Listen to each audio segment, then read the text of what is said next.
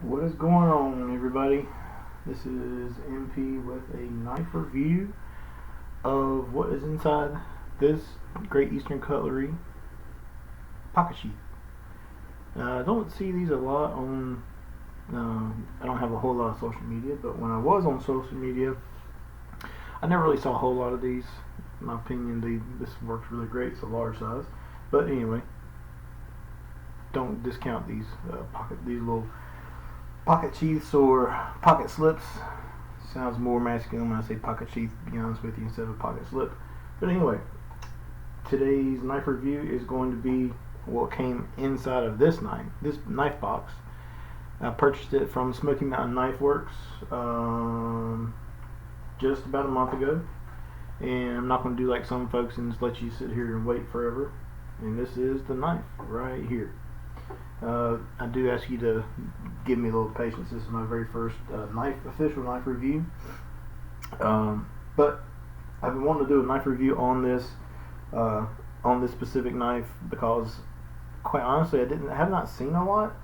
Not exactly sure why, but we'll see if any more come out there. I did check out Knife Thoughts, Logan from Knife Thoughts, just the other day. He was on the Facebook group making a comment about how he had one coming up soon about his. I know he did a review earlier on the GEC 23, not the 20, the 73. I can't remember what handle covers it was, but it was not this one. Just until the other day when he posted it. But with the Remington, sorry guys, give me a little patience here. But this is the Remington, made by Great Eastern Cutlery. I have heard it was Smoky Mountain Knife Works that made it, that commissioned it, that did the special factory order. Then I've heard it was Blue Creek Knife, something like that. Look up Knife Thoughts on YouTube and listen to his video. He's got a lot more background information than I do, obviously. He's been doing this a lot longer than me. But I do want to show you how the knife came. Instead of the traditional tube that Great Eastern Cutlery comes in, it came in this box, similar to the tradition of Remington knives apparently, but it still did come in the GEC typical wax paper. Just a very, very simple, basic knife. The Prospector bullet knife, quoting "finding a new era," and it's a new era of Remington pocket knives, and I think it's a good thing. I was excited about it. I'm not a huge trapper knife fan, to be honest. I do like two blades, but I'm waiting to get my first Great Eastern Cutlery single blade knife. Hopefully it'll be sooner than later, but we'll see.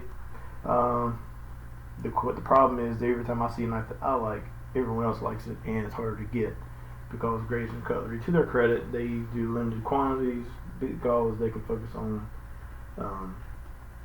craftsmanship and make these things top notch like they always do. But yes, this is the knife the box that the knife came in. Just a regular simple little box. Some people get uptight about boxes. Some people don't. I'm one of those that don't because the knife's not going to spend a whole lot of time in the box. It came in a little plastic cover, and then with this kind of, I guess, envelope, like you're getting ready to read the results of a game show or something like that. You slide it out and you're like, the winner is. But let's see if I can get this to focus here. And you can pause this and read this at your own leisure. I'll go up a little bit so you can get the rest of it. But this is, I do like the history and the story that behind this knife. But it is molasses jigged bone. I was kind of hoping to be more of a autumn jig bone because that is my favorite handle scale or handle covers that I've experienced with in Great Eastern Cutlery. I only have a handful of knives from them. This is one of them. This is another one I have. The Gunstock Jack, the 44 in OD green micarta. But I just have it here sitting here because I just opened up a box with it. Not this one, the 44. Opened a box that came in from my wife. And so anyway, it comes with nice clip point blade. It's got the etch on there, Remington trademark etch. And Knife Thoughts, he made a good point as to why maybe these are not as popular, or maybe they're not selling out as fast. There is no Great Eastern Cutlery GEC branding whatsoever on these knives, on the tangs. There's always like the TDU, unexcelled, or whatever it may be on the blade here. I'm not good with technical terms, y'all. Sorry, but the biggest resemblance is the tang, the stamp right here with the R7352. But this is 1095 steel. People give these things like a number rating as far as the strength of the pull and whatnot. Dated 2021, and again it's got the Remington, traditional Remington trademark. Sorry, the lighting's not the greatest. Trademark logo there on the tang. Handsome knife though. I like it a lot. I did notice, and I'd be curious if anyone ever even watches this video if they have the same experience that I did, but the pull is slightly stronger. Not that I care, it's just some people geek out on these random facts, that the pull is a little bit stiffer on the drop point blade than it is on the spade blade. I mean, it's just ever so slight, but I'm not sure if that's on purpose. The springs and they look similar. They look like they're pretty much the exact same, just eyeballing it. Maybe slightly thinner on the spade blade, but the walk and talk on these things, I'll be honest with you, that's what sold me on Great Eastern Cutlery. Is just that noise. I don't know what it is. It's the mechanical noise. I love it. But if you look at the spine, the hafting on it right here, I learned that term from the Apostle P. Check out his YouTube channel.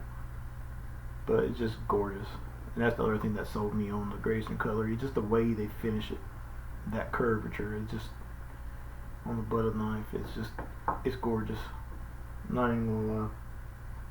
But yeah, I enjoy this knife. I'm trying to use the word love because it's an inanimate object, but you know, I really do enjoy this knife. The looks of it, I like the feel of the jig bone, and when you rub your fingers across it, I don't know, something about it. It's got a great feel for it.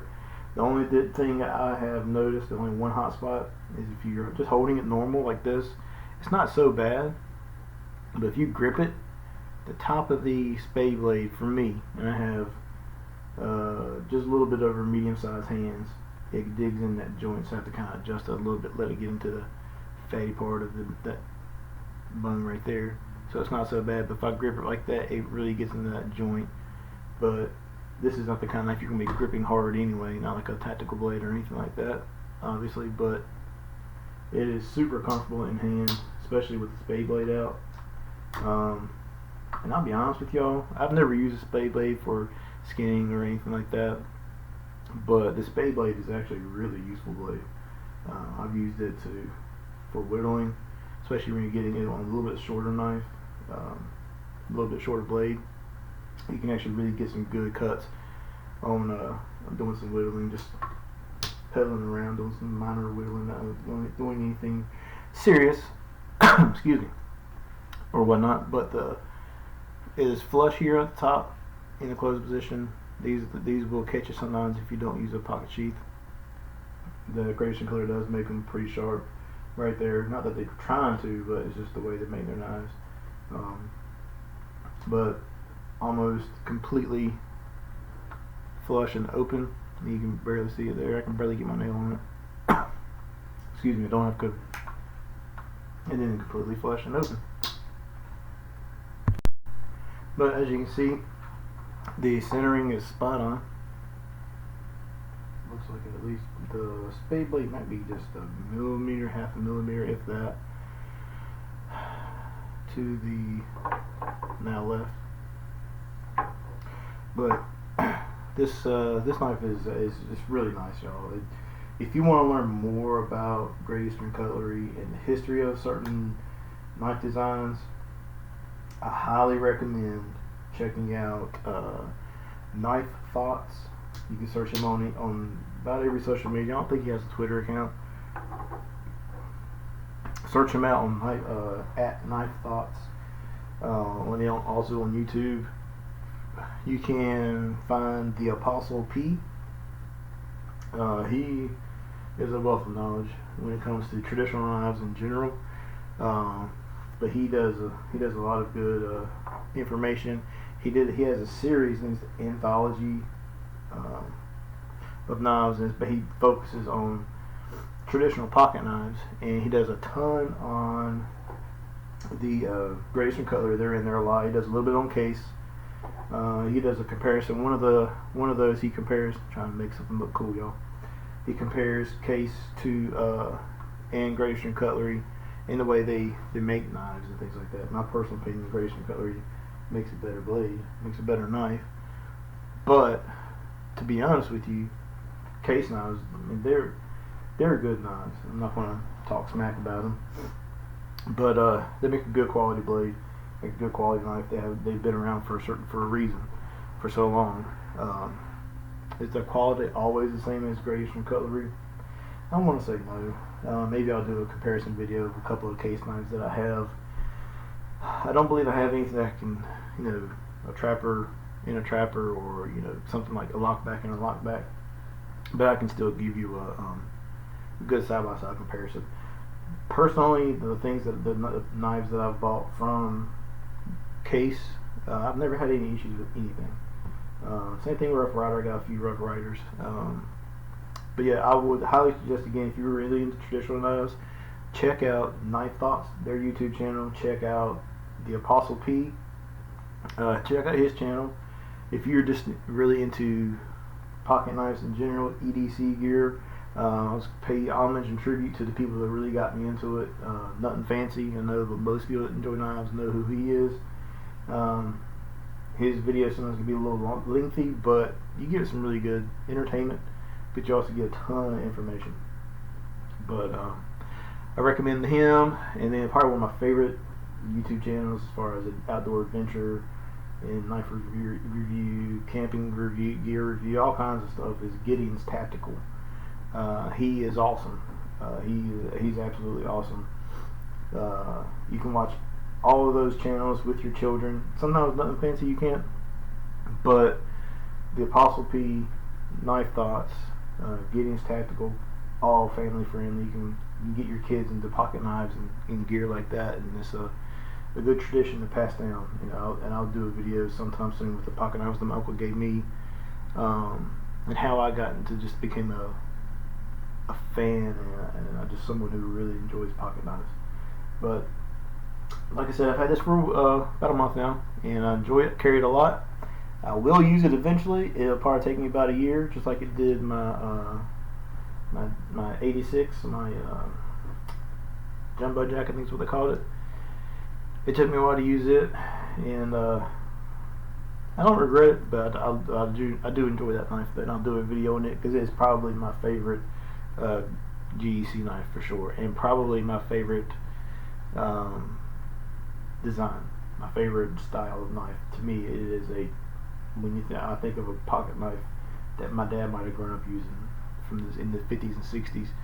I think of the 86 oil filled jack. It's just, that's the knife, especially if it was a single blade. That to me, that's a pocket knife. But anyway, it's MP. Thanks for taking the time out of your life and your day and your evening, whatever it may be, to check out my ramblings on a pocket knife that people may or may not even watch. But if you do watch it and you go to another channel that I recommended, tell them I sent you. Not that they know who I am, but maybe they'll recognize my my YouTube username, because I comment on those guys' videos a lot. But anyway, have a good one. Enjoy your day, your night, whatever it may be, and be safe.